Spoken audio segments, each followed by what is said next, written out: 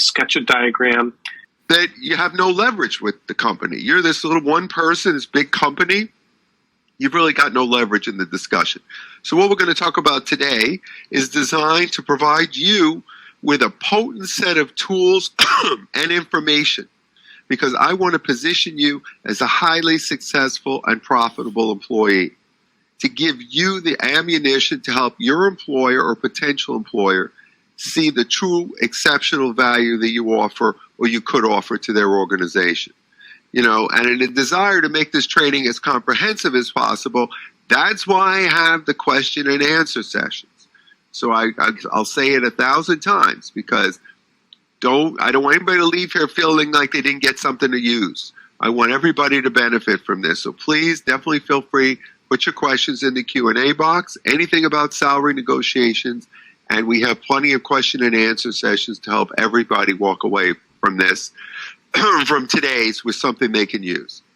So the first part of developing a salary negotiation strategy and plan is to discuss some foundational elements. So we're going to start by talking about the definition of negotiation, concerns about if your offer could be withdrawn if you negotiate, the importance of knowing what you want before you start. One of the most valuable negotiation tools, having alternatives. And the second most valuable tool, research. The difference between communication over email versus phone versus in person versus text. What is fair in negotiation? How much, something people don't think about, how you say it can make an enormous difference. So how you say it, how much can that affect your negotiation outcome? And finally, determining your position of strength. So what is the definition of negotiation? The term negotiation refers to a form of decision-making in which two or more parties talk with one another in an effort to resolve their opposing interests. So another term I've heard used for negotiation is bargaining. While some believe negotiations and bargaining are the same thing, there really are some key differences. I see bargaining as a subset of negotiations. Why? It tends to be a win-lose type of negotiating. For example, if you're looking to buy a car, most likely you'd want the most car for the least money. And the dealer's objective would appear to be the opposite. Therefore, it's more like a win-lose, and that's what I would call bargaining. An example of negotiation would be a more relationship-driven transaction, such as two companies partnering to sell products. Perhaps company A is going to distribute company B's products. Now, the best deal there would be one that's long-term and that's solidly profitable for both organizations. So therefore, it's most likely a little less about the price and more about a combination of elements, maybe advertising support, that overall would balance out as a win-win for both parties. So in essence, the greater the level of interdependence, the more likely it's a negotiation, as opposed to a one-time transaction that might be a car purchase. Situations where there's usually one winner, which could be the car situation, we'll call zero-sum, while non-zero-sum is attributed to those win-win scenarios. Give me 1 second. I got to open the window in here. While there's no guarantees in life, most employers who offer you a job, they want you to work there. Usually the people tasked with managing the offer process are the human resources people, and their job is to close the deals by bringing in great employees to the company. Therefore, they're usually more than happy to listen to your concerns and issues with the objective of getting their job done, hiring great people. But do keep in mind that how you approach those negotiations is critical. You do it the right way, and you could get everything you want.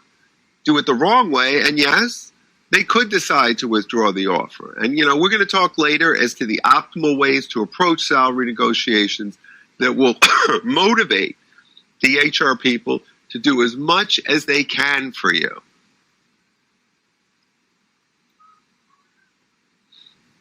There's an old saying that if you don't know where you're going, any road will take you nowhere. The same goes for negotiations. Before you enter any negotiations, you need to determine exactly what you want, and I mean exactly.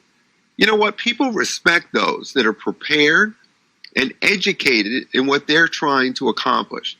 Saying you want a good raise or a competitive starting salary, truthfully, that's meaningless because you and your manager may have very different ideas on what a good raise is.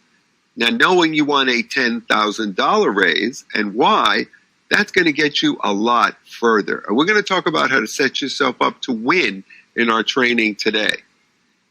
So what is your ideal salary and compensation?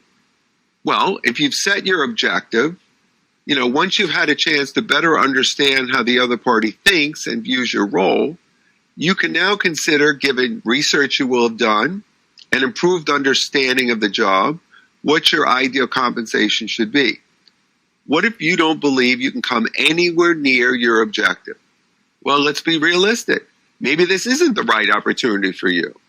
Or maybe there are other things you can get from them that would satisfy you, different ways to approach the negotiation. So we're going to talk about that today.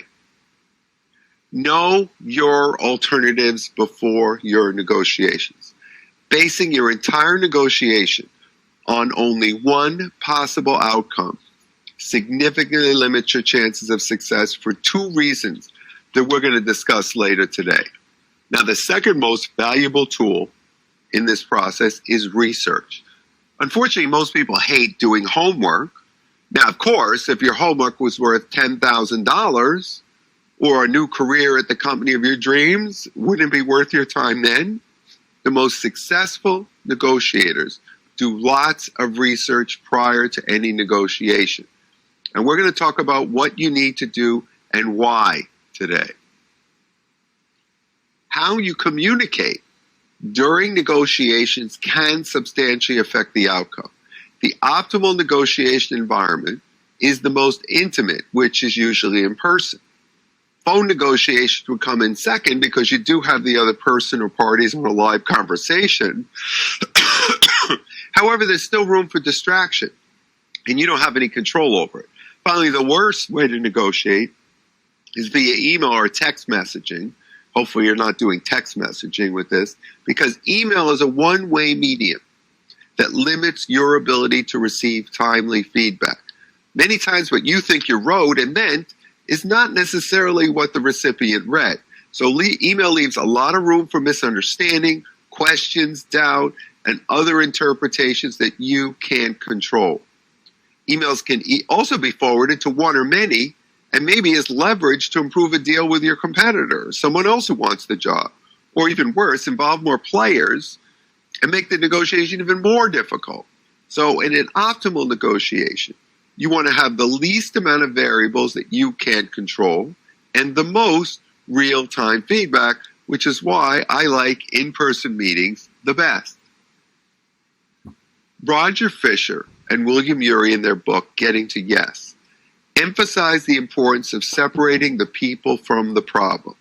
In a nutshell, they state the importance of keeping emotions out of the negotiations.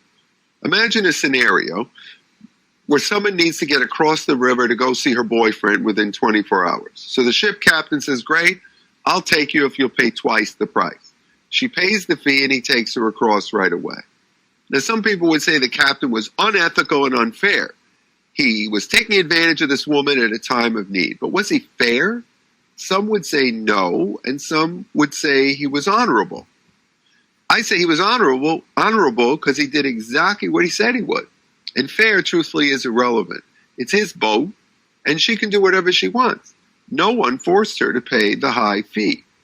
What about when people withhold information, such as when there's been no sales of the product to date, but yet they tell you that since they've introduced the product, there's been a lot of calls and inquiries, and they're concerned they might run out of inventory in the next 2 weeks. Is that fair? Well, they didn't lie, but they did make it sound like the product has been selling well. I consider both of these actions fair because nobody lied, and in the case of the captain, he did exactly what he said he would do for the price. How do you get a group of 5 friends to eat at the restaurant you want? It's what and how you say it. Yes, what and how you say it. So let's look at it this way. So what's the difference between Talk to your friends. What do you think of going to Ruth Chris's Steakhouse? Versus, can we go to Ruth Chris's Steakhouse? Versus, I made a reservation at Ruth Chris's Steakhouse for this Friday at 7. I checked 3 restaurants, and most don't have availability until 9 for a group of 5. And even better, Ruth Chris's just got rated 5 stars by Zagat's and has a 2-for-1 entree deal this Friday. Confidence, preparation, homework, benefits. That is how you get it done. People who are unsure of themselves get overtaken by those who are confident and have done their homework. And in today's session, we're going to address how you can position yourself for maximum success in any salary negotiation, whether it's for a new job or promotion or a raise. And we're going to talk about how to go up against multi-billion-dollar companies and win. And now this starts with ways to better understand how they think, their motives, their objectives, their interests. What is your employer's ideal outcome? How do you find that out? We will cover it. In some cases, you could actually ask them directly. Why should or would they share this with you? Well, I will tell you the whole story later today. Slide 2. Okay. So now what we're going to do is answer questions. We don't have any questions yet. Guys are not asking questions. This was your chance. So we're going to keep moving forward. We'll have another question and answer session coming up. But please put your questions in the Q&A box. I want it because if you wait till the last minute and I get like 100 questions, I can't answer them all. So this is your chance to get your questions in the Q&A box. I'm sure people want to know about salary negotiations. I'm not going to cover I may not cover everything you wanted to know. Hopefully I do, but you don't know. And the sooner you get it in there, the sooner I can answer it. So definitely please get some questions in the Q&A box. Now, before we talk about any negotiations, I want to address 2 important concepts. The first one is that the optimal way to approach your salary negotiation is as a collaborative effort. This approach supports a positive discussion and helps avoid any adversarial or contentious conversations, which could cause a company to withdraw their offer. Let's face it, they like you and they want you to join their company. That's why they made you this offer. You were their top choice out of tons of resumes and interviews, and they are excited that you're going to come aboard. And if you are truly excited and interested in the opportunity, then you want to demonstrate that through your conversation, your passion, your excitement of being chosen. And the reason you're talking about the compensation is you really do want to work with them, and you're hoping they can work with you to refine some compensation issues based on your financial needs. Now, it sounds like you're already working together, and who wouldn't want to help a fellow employee? The second and equally important concept is that of listening. Sometimes one can end up in a discussion about a possible new job and spend more time telling the other person what we want than listening to what they have to say. You do not know what the opportunity is until you let them speak and you ask lots of open-ended questions to learn as much as possible first. Then maybe you ask some clarification questions. But primarily, your objective is to take in all the information and say, can I get back to you tomorrow after I have some time to digest all this and think about it? Because now you can take some time to truly digest the information before you respond. So, depending on the level of the job, the ability to negotiate may be less or more. So entry-level jobs, if there are such a thing anymore, because even people out of college, they want to have internships and stuff, but still they're considered entry-level. They may be less negotiable, as there's a minimal difference between most candidates.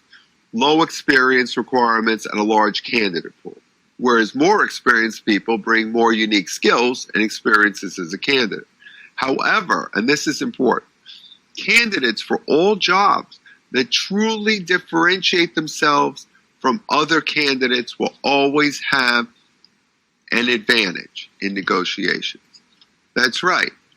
Candidates for all jobs that truly differentiate themselves from other candidates will always have an advantage in negotiation.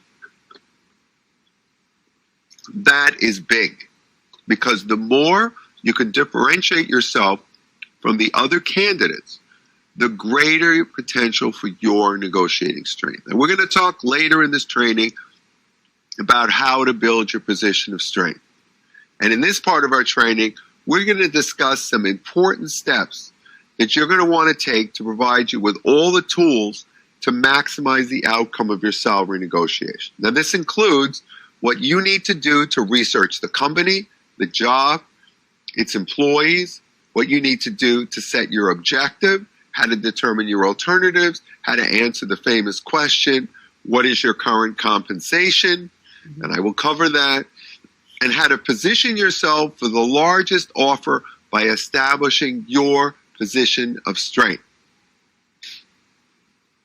So, step one, researching the company, the job, the employees, is what you're going to look for. Now, the most effective driver of successful negotiations is information. A lot of people think negotiations start when you get to the table, but most of what you're going to do to succeed in negotiation starts before you ever meet with anyone. Those that go into negotiations without thorough research substantially reduce their chances of success. So the research for a salary negotiation for a new job, that's going to include researching the company, company and industry news, the market, the target company's competitors, direct and indirect, all the players, the job, including Glassdoor reviews and salary information, the salary, the company's CEO, and the manager and their manager that you'd work for. Knowledge is strength. The more you learn, the better the chances for your negotiation success. I came up with a saying that I love: the more you learn, the more you earn. That's what negotiations are about. You can attribute that to Roy Weissman. That is my saying. I love that. The more you learn, the more you earn. Save that one. That's my favorite. And I have another one. I have lots of little Roy-isms in here, but I love. Now, of course, you don't want to spend an exorbitant amount of time on research, but I would focus on the basics I just mentioned and any other immediately relevant information that you find. I know this seems like a lot. However, understanding the company will help identify its needs.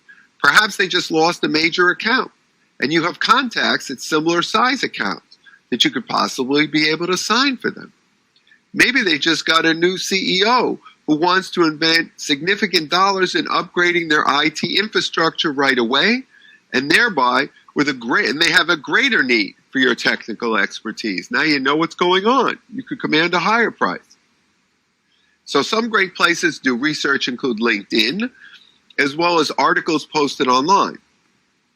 Now, industry research is best found in articles on major websites. So some of those include Bloomberg.com, the Wall Street Journal, the New York Times, Forbes, Fortune, Business Week, as well as other top publications. But now it is important to understand the difference between BusinessWire.com, that's all paid press releases, what companies want to say about themselves, and top publications like Business Week, which is independent journalism. But you should also know that some publications like Forbes have areas where contributors post articles. And many of those articles, while they might not be making it up, they can be very self-serving. They might write the article, but only from their perspective. So they don't tell an objective story. They always tell the story from one side. So if you see Forbes contributor in the byline, you should understand that was not written by a professional journalist working for Forbes. So you need to be aware of the information you're reading. Understanding the strategic direction of a company, that's going to help you better see where an organization is headed and give you a sense of their upcoming needs. For example, a technical professional might visit CIO magazine, where there was an article up there that I found at one point, 6 hot IT leadership trends and 6 going cold. I would also suggest a lot of deep Google searches for current topics and trends. So typing site, company name, and here, let's just put it here. Site, company name, and the search term into Google, okay? And that limits a search to a specific site.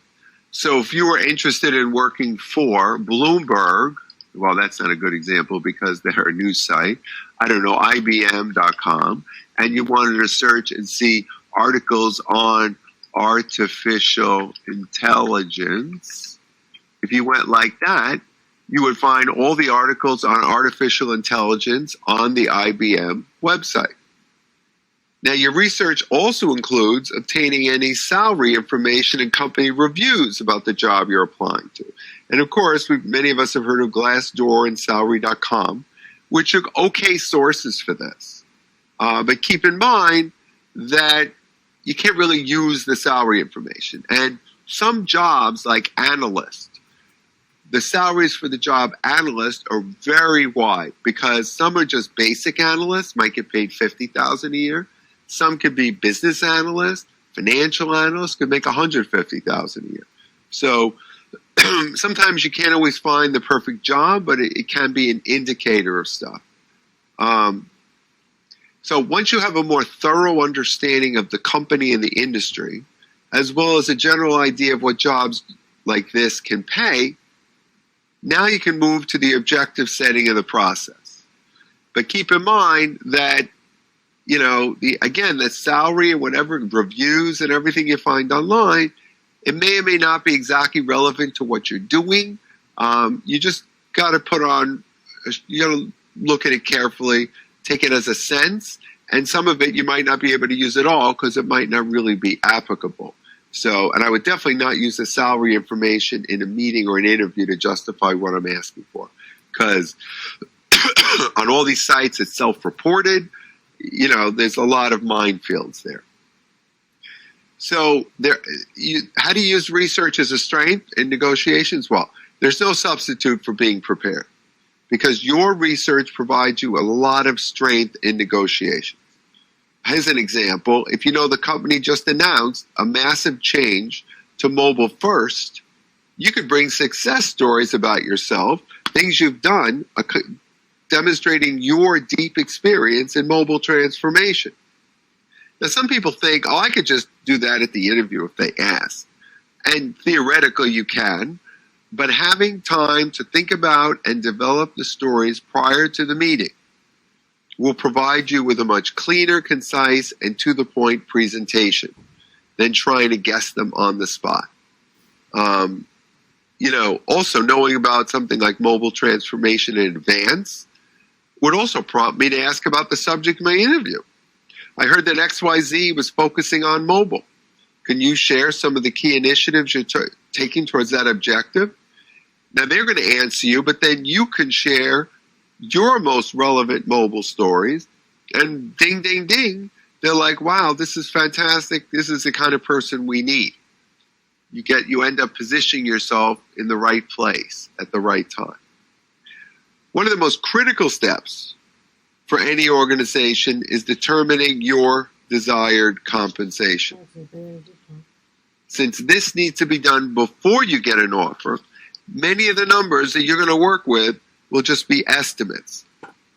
Using online sources and friends, you can only do your best to estimate what you think the target company will pay. And I do have a secret source that can get you probably the most accurate compensation information. And I'll tell you that super secret source, and that is from recruiters. So we're going to talk a lot about recruiters later on today. But if you befriend some good recruiters, they're placing people in these jobs all day long. So they know what people are getting paid. So they have a really good sense of it. And if they placed anybody in your role, they'll know what they're getting paid based on the experience. Or at least you have a better starting point in trying to figure it out. So the objective that you're going to work towards here to determine your objective, all right, is you're going to use that to help figure out what is your desired compensation. And you're going to have all these estimates. But again, your objective should reflect a combination of what you want and what the market and your target company can provide. So, for example, if the job you want would usually pay between $100,000 and $150,000, then if your objective is $200,000, you're probably very unrealistic. I mean, sometimes if you're in a super high demand occupation, you're already getting 150 or more offers, maybe then you could push it. But in most cases, your objective is best set within the range of what companies are paying based on your unique skills, experience, the availability of candidates, and depending on the profession you're in. Some are more negotiable than others. Like sales tends to be a little more negotiable because they give performance incentives, so sometimes they can guarantee certain bonuses to make up the difference. But if you're in a technical role, you don't have that. But if you're really set on that $200,000 salary and the company will only pay you a max of $125,000, then you really need to decide if this is the job for you. If so, are you going to be okay with a $125,000 salary? If the job's budgeted at $125,000, they're probably not prepared to go to $200,000. So I wouldn't. That's a big stretch. It's one thing to go from $125,000 to $130,000, but to go from $125,000 to $200,000, that's a big stretch. Now, that does not mean you can't get more compensation. So let's say you said, all right, I'll come down on my salary. You might be able to get more compensation in other forms, such as vacation days, gym memberships, or other non-salary benefits. But again, a $75,000 gap, it's pretty hard to fill with vacation days. I'll take the last 3 months of the year off. I don't think so. So now, once you have the optimal salary, what you want, what the market pays, ask yourself what the absolute minimum you would take before turning down the job. And this is really important because it's very important that you're comfortable with your minimum because it will affect your confidence in any meetings and calls you have.